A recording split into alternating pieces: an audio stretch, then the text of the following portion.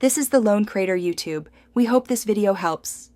You start now, put both AirPods in the case and open the lid so they reconnect. Make sure Bluetooth is on in settings. This establishes the link you'll rename. Once the AirPods appear as a connected device, tap the device name or the gear icon to open details.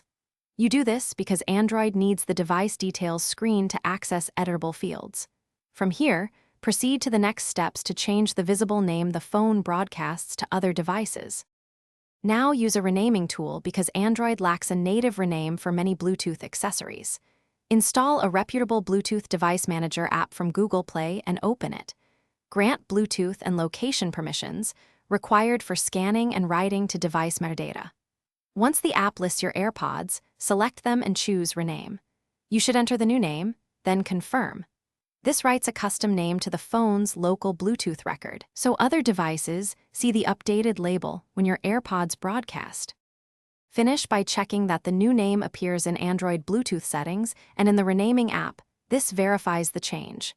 If the name didn't stick, unpair the AirPods, toggle Bluetooth off and on, then repair. Sometimes Android needs a fresh connection to display updates.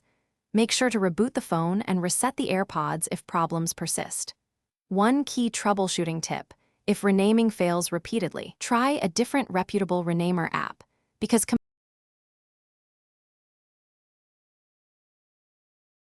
Thanks for watching.